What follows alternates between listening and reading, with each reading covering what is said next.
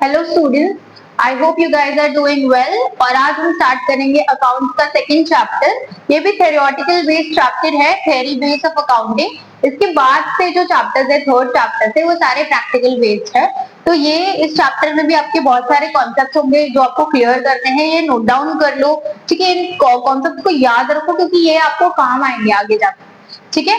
तो स्टार्ट करते हैं हमारे फर्स्ट इंट्रोडक्शन से कि क्या है गैप। स्टैंड फॉर GAAP, मतलब gap stand for generally accepted accounting principle, the accounting framework of accounting rules in the US to ensure transparency, consistency and comparability in financial reporting। तो क्या होता है, जो भी हम अकाउंट्स कर रहे हैं, ठीक है, जो बड़े बड़े कंपनी, बड़े ऑर्गेनाइजेशन या फिर छोटे ऑर्गेनाइजेशन भी जिनका प्रॉपर फ्रेमवर्क जो फॉलो कर रहे हैं, वो क्या, जो बड़े बड़े कंपनीज है या फिर जो कंपनी है एज सच, ठीक है। मैं अगर ऑर्गेनाइजेशन बोलूंगी तो वो बाकी भी आ जाता है, पार्टनरशिप आ जाता है, सोल प्रोप्राइटर आ जाता है। तो अब मैं कंपनी की बात करूँ स्पेसिफिकली, तो हम गैप को फॉलो करते हैं। गैप क्या है? Generally accepted accounting principle. तो ये प्रिंसिपल क्या है, इसके अंडर हम सारी चीजें फॉलो करते हैं, इसके प्रिंसिपल्स फॉलो करते हैं, इसके स्टैंडर्ड्स फॉलो करते हैं। क्यों? ताकि हमारे अकाउंट्स में ट्रांसपेरेंसी हो, एक कंसिस्टेंसी हो और कंपैरेबिलिटी हो हमारे फाइनेंशियल रिपोर्टिंग के, ठीक है। मतलब हमारे जो फाइनेंशियल स्टेटमेंट बनेंगे वो इतने अच्छे होने चाहिए, अच्छे इन द सेंस कि उनमें ट्रांसपेरेंसी होनी चाहिए, ठीक है, उनमें कंसिस्टेंसी होनी चाहिए। मतलब अगर मैं आज रिपोर्ट कर रही हूँ, आज अकाउंट्स बना रही हूँ, मेरा जो रिपोर्ट है, स्टेटमेंट है, वो बना रही हूँ, ठीक है, तो मैं नेक्स्ट ईयर जो भी बनाऊंगी, उसके नेक्स्ट ईयर में जो भी बनाऊंगी, वो सारे सेम होने चाहिए क्योंकि मैं उनको कंपेयर कर सकूं। मेरे ही पिछले साल के स्टेटमेंट के साथ मैं इस साल का कंपैरिजन कर सकूं, या फिर दूसरे कंपनी जो मेरे जो कंपिटिटर्स है, मेरा जैसा ब्रांड है वैसे ही उनका भी ब्रांड है, मतलब जो मेरे कंपिटिटर्स है उनके भी फाइनेंशियल स्टेटमेंट के साथ मैं कंपेयर कर सकूं। इसीलिए सबके फाइनेंशियल स्टेटमेंट सेम होने चाहिए, इसलिए वो लोग स्टैंडर्ड्स भी सेट करते हैं, ठीक है। तो I hope you are getting this. तो ये रूल के अंडर, ये गैप जो रूल है उसके अंडर ही सारे कंपनीज अपने अकाउंटिंग के जो भी स्टेटमेंट होते हैं, ठीक है, वो प्रिपेयर करते हैं। It provides stakeholders like investors, lenders, regulators with reliable and comparable corporate financial data। तो ये क्या करता है बेसिकली, जब हम गैप के रूल्स रेगुलेशंस के हिसाब से हमारे अकाउंट्स को प्रिपेयर करते हैं, हमारे स्टेटमेंट्स बनाते हैं, तो हमारे जो सारे स्टेक होल्डर्स होते हैं, फॉर एग्जांपल इन्वेस्टर हो गए, लेंडर्स हो गए, रेगुलेटर्स हो गए, ठीक है, उनको हम लोग एक प्रॉपर रिलायबल और कंपेरेबल फाइनेंशियल डाटा दे पाते हैं, ठीक है। हमारा जो कॉर्पोरेट है उसका जो फाइनेंशियल डाटा बनेगा वो हमारे सारे स्टेक होल्डर्स को हम दे सकते हैं। हमने देखा था लास्ट क्लास में इन द सेंस हमारे फोर्थ चैप्टर में अकाउंट के, कि कुछ कुछ इंटरेस्टेड इन्वेस्टर्स होते हैं और उनके अलग अलग पर्पसेस होते हैं, मतलब क्यों वो इंटरेस्टेड है हमारे बिजनेस में, उनका अलग अलग पर्पस होता है और वो हम फुलफिल कर पाते हैं इस गैप के मदद से, ठीक है। Profit and non profit entities often adopt gap for credibility. तो सारे ही, ऐसे नहीं कि जो कंपनी प्रॉफिट के मोटिव से कर रहे हैं वही इस गैप को अडॉप्ट करे, जो नॉन प्रॉफिट कंपनीज भी है, फॉर एग्जांपल कोई चैरिटेबल ट्रस्ट खोलता है, कोई ओल्ड एज होम खोलता है, कोई ऑर्फनेज खोलता है, ठीक है, तो उसका मोटिव, उसका एम स्पेशली प्रॉफिट जनरेट करना नहीं होता है, ठीक है, वो वेलफेयर के लिए होता है, बट स्टिल वो भी गैप अडॉप्ट कर सकता है ताकि प्रॉपर सब कुछ मेंटेन कर सके। क्योंकि कल को अगर उनमें उनके जो अकाउंट है, उनके स्टेटमेंट्स में कोई गड़बड़ हो गई या फिर उनको कंपेयर करना है तो फिर वो उनको दिक्कत ना हो कल को, तो इसलिए वो भी गैप को फॉलो करते हैं, ओके। फिर गैप के कुछ स्टैंडर्ड्स है, ठीक है। स्टैंडर्ड्स क्यों होते हैं? ताकि सारे लोग सेम चीज को फॉलो कर सके, ठीक है, सब लोग एक ही चीज को फॉलो कर सकते हैं, जिसके वजह से कोई मेस क्रिएट ना हो, है ना, कुछ दिक्कत क्रिएट ना हो, इसलिए हम स्टैंडर्ड्स को फॉलो करते हैं, ठीक है। कि मैंने कुछ अलग कर दिया, आपने कुछ अलग कर दिया, क्योंकि स्टैंडर्ड्स ही नहीं है ना। जब स्टैंडर्ड्स नहीं होते तो लोग अपने हिसाब से काम करते हैं, ठीक है। अगर मैं स्टैंडर्ड्स फॉलो नहीं करती हूँ तो मैं मेरे हिसाब से काम करती हूँ, तो वो कल को गलत भी हो सकता है, राइट, तो वो कल को सही भी हो सकता है, कल को आपसे बेटर भी हो सकता है, या फिर कल को आपसे बेटर नहीं हो सकता और आप कुछ अलग फॉलो करते हो, राइट। तो ये सब कुछ, ये जो तामझाम, उसके वजह से बहुत ज्यादा मेस क्रिएट होता है, गलतियां होती है, फिर वो हमारे फ्यूचर स्टेटमेंट्स को भी इफेक्ट करता है ना, हमारे फ्यूचर ऑपरेशंस को भी इफेक्ट करता है। तो वो सब मेस क्रिएट ना करना इसके लिए हम लोग स्टैंडर्ड्स फॉलो करते हैं। गैप के स्टैंडर्ड्स क्या है? Economic entity, business is separate from its owners. तो गैप के स्टैंडर्ड्स क्या बोलते हैं? इकोनॉमिक एंटिटी जो होती है वो हमारी सेपरेट होती है ओनर से। हमने देखा था कि कंपनी में जो ओनर है उसकी एंटिटी अलग है और जो फर्म है, ऑर्गेनाइजेशन है, ये कंपनी है, वो उसकी एंटिटी अलग है, तो सेपरेट एंटिटी होती है।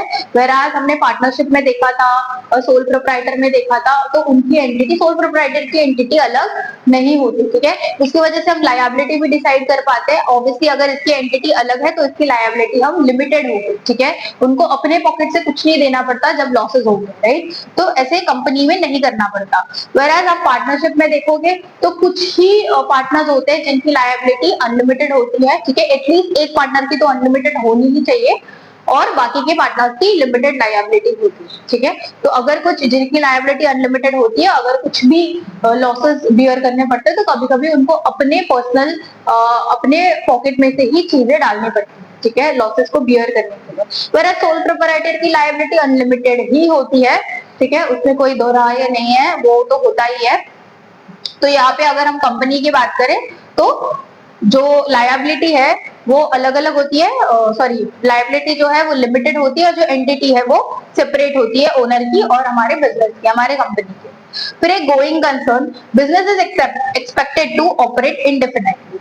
मतलब क्या कि बिजनेस, हम ऐसे बिजनेस को देखते हैं, हमारा ऐसा पॉइंट ऑफ व्यू है बिजनेस को देखने का कि वो बिजनेस कंटिन्यू होता रहेगा, उसको वो बंद नहीं होगा, उसका कोई ड्यूरेशन नहीं है बंद होने का कि हाँ ठीक है चलो मैंने 2 साल बिजनेस कर लिया उसके बाद मैं कंपनी बंद कर दूं, ठीक है, मैं कुछ और करूँ। ऐसा कोई सोचता है क्या? नहीं। गोइंग कॉन्सेप्ट हमें यही बताता है कि बिजनेस चलता रहेगा, वो सर्वाइव करेगा, वो ग्रो करेगा, वो एक्सपांड करेगा, लेकिन वो बंद नहीं होगा। कोई भी बिजनेसमैन बिजनेस बंद करने के मोटिव से, हाँ चलो मैं 1 साल करूंगा, 4 साल करूंगा, उसके बाद बंद कर दूंगा, ऐसे मोटिव से नहीं खोलता। और अगर ऐसे मोटिव से खोल रहा है तो उसका कुछ मतलब है नहीं, ठीक है। तो वो कंटिन्यूशन में होना चाहिए, इसलिए उस प्रोसेस को हम गोइंग कंसर्न बोलते हैं। फिर आता है monetary unit, financial use stable currency, for example USD. तो बेसिकली हम एक पर्टिकुलर करेंसी ही यूज करते हैं, ठीक है। हम अगर अलग अलग करेंसी यूज करेंगे तो आप स्टेटमेंट को कैसे उसको प्रॉपर्ली रिकॉर्ड कर पाओगे। फॉर एग्जांपल इस साल मैंने कुछ अलग ही यूज किया करेंसी और पिछले साल मैंने कुछ अलग ही यूज किया, तो मैं कंपेयर कैसे करूंगी, राइट। या फिर कोई अलग कंपनी जो है वो कुछ अलग ही करेंसी यूज कर रही है और मैं कुछ अलग ही करेंसी यूज कर रही हूँ, तो मैं उस कंपनी के साथ, मेरे जो कॉम्पिटिटर्स है उनके साथ कैसे कंपेयर कर पाऊंगी स्टेटमेंट्स को, राइट। और मेरे जो स्टेक होल्डर्स है वो भी कंफ्यूज हो जाएंगे जब मैं उनको मेरे स्टेटमेंट्स दिखाऊंगी, उनके सामने रखूंगी, तो वो क्यों इन्वेस्ट करेंगे मेरी कंपनी में अगर वो कंफ्यूज्ड है तो, राइट। तो हमारे जो स्टेटमेंट्स है वो काफी क्लियर होने चाहिए, इसलिए हम एक पर्टिकुलर फाइनेंशियल करेंसी यूज करते हैं, ठीक है। जैसे आप यूएसडी देखोगे, आप बहुत सारे अगर एक्चुअल जो रियल अगर आप स्टेटमेंट देखोगे बहुत सारे कंपनीज के, तो उनकी जो करेंसी है, उनके जो अमाउंट लिखे हुए होते हैं वो यूएसडी में लिखे हुए होते हैं, ठीक है। फिर आता है time period, financial activities are reported in distinct time periods.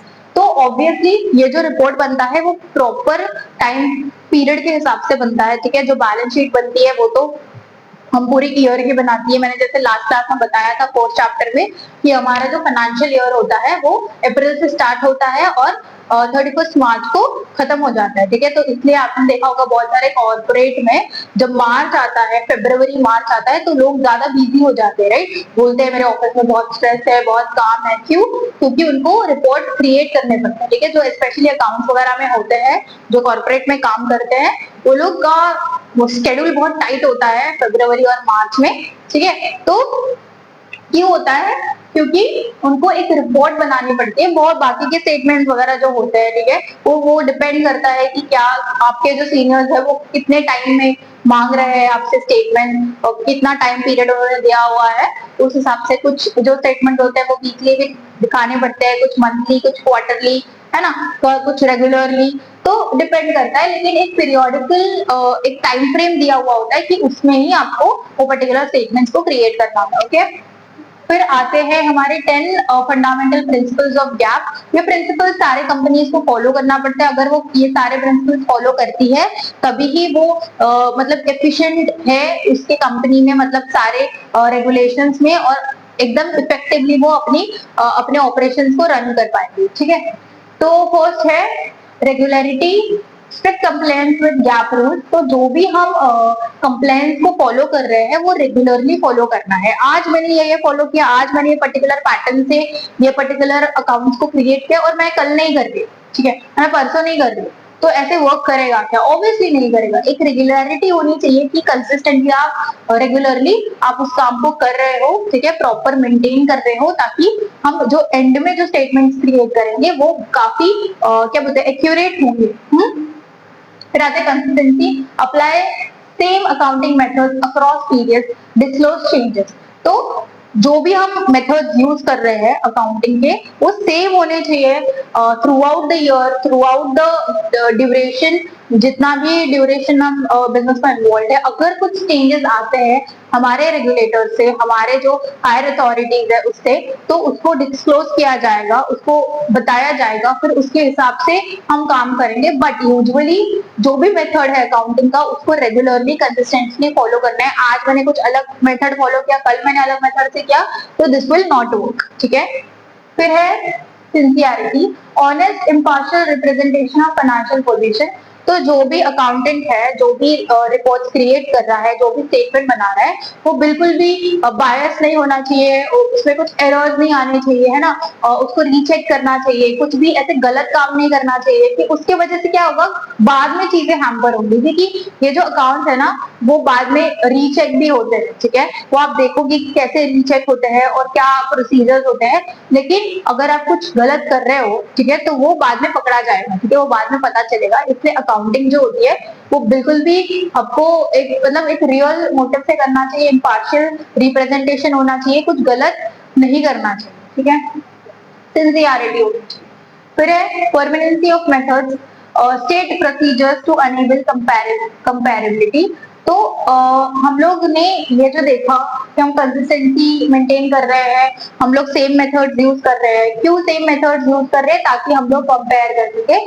जो हमने ये भी देखा था कि स्टेबल जब प्रोसीजर होता है ना, कि हम लोग यही प्रोसीजर फॉलो करते हैं और हम यही रेगुलरली फॉलो करते हैं, ठीक है, तो उसकी वजह से क्या होता है, मैं भी ये रेगुलरली फॉलो कर रही हूँ, पिछले साल भी यही फॉलो हुआ था, अभी अगले साल भी यही फॉलो होगा, और जो मेरे कंपेटिटर्स हैं वो भी सेम प्रोसीजर फॉलो करते हैं। तो उसके वजह से हम जो कंपेयर कर रहे हैं चीजों को पिछले साल से, फिर जो भी आएगा अगला साल जो भी है, और हमारे कंपेटिटर से, तो वो सब कुछ सेम होगा, ठीक है, सेम होगा तो कंपेयर करने में हमें इजी पड़ेगा, ठीक है। अगर वो कुछ अलग ही फॉलो कर रहे हैं और हम कुछ अलग ही फॉलो कर रहे हैं, पिछले साल हमने कुछ अलग ही फॉलो किया था, इस साल कुछ चेंजेस है, हम अलग ही फॉलो कर रहे हैं, तो हम कंपेयर नहीं कर पाएंगे, ठीक है।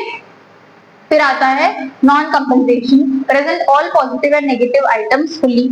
तो ये बहुत इंपॉर्टेंट पॉइंट है। कभी कभी रियल टाइम सिनारियो में ऐसे होता है कि जो समझो मिडिल लेवल ऑफ मैनेजर्स है जो अकाउंटिंग कर रहे हैं, वो देखते हैं अरे इतने लॉसेस हो गए हैं, ये पर्टिकुलर जो एसेट मुझे बेचना था वो कम दाम में मैंने बेचा, इसका वैल्यू समझो 40,000 था और मैंने 30,000 में बेचा, क्योंकि वो बहुत टाइम से कोई खरीद नहीं रहा था, इसलिए मैंने बेच दिया। कोई कस्टमर आया तो अरे इसमें 10,000 का लॉस हो गया है ना, हमारे एसेट में, या फिर अरे ये स्टॉक्स जो है वो खराब हो गए हैं तो अभी इसका लॉस हो गया है, XYZ चीजें। तो जो नेगेटिव चीजें होती है बिजनेस में, तो कभी कभी वो लोग क्या करते हैं, वो मेंशन ही नहीं करते, ठीक है, क्यों? क्योंकि जब हायर अथॉरिटीज के पास ये स्टेटमेंट जाएगा तभी दिक्कत हो जाएगी और वो लोग हमें पूछेंगे, ठीक है, we will be the person who will be the answerable, right, who will be answerable. तो मुझे आंसर करना पड़ेगा। अगर वो मुझे पूछेगा अरे इधर क्यों लॉस हुआ, अरे उधर क्यों लॉस हुआ, अरे तुमने ये नहीं देखा, तुमने उसका ध्यान नहीं रखा।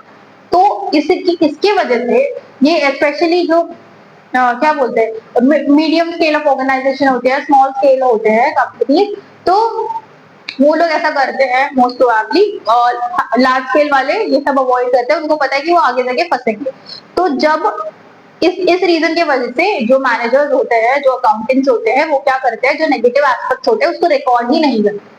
लेकिन फिर क्या होता है, जब बाद में आप देखोगे कि जो आपके प्रॉफिट्स निकल के आते हैं, लॉसेस निकल के आते हैं, तो आप पूछोगे, मतलब जो आपका सीनियर होगा, जो भी हमारे सीनियर्स होते हैं जिनको हम रिपोर्ट करते हैं, जिनको हम स्टेटमेंट दिखाते हैं इनिशियली, वो आपको पूछेंगे कि इतने इतने प्रॉफिट दिखा रहे तो है क्यों नहीं हमारे पास, ठीक है। अगर हमें स्टेटमेंट के हिसाब से हमें 10,000 प्रॉफिट दिखा रहा है, हमें 50,000 प्रॉफिट दिखा रहा है, तो इन रियल वो हमारे हाथ में है क्या? नहीं है। तो क्या अकाउंटिंग किया आपने? I hope you are getting this. तो आपके जो भी रियल चीजें हो रहे हैं, जो भी आपके नेगेटिव एस्पेक्ट्स है, पॉजिटिव एस्पेक्ट्स है, कुछ लॉसेस हुए हैं, कहीं पे आपको सडन गेन हुए हैं, हमने गेन का डेफिनेशन देखा था, गेन और प्रॉफिट, ये अलग अलग चीजें होती है, ठीक है। अगर आपको नहीं पता है तो फिर से उन वीडियोस को देखो, तो आपको कॉन्सेप्ट क्लियर होगा, क्योंकि आप आगे जब हम यूज करेंगे उन टर्म्स को तो आपको पता होना चाहिए कि ये क्या कॉन्सेप्ट है, ठीक है।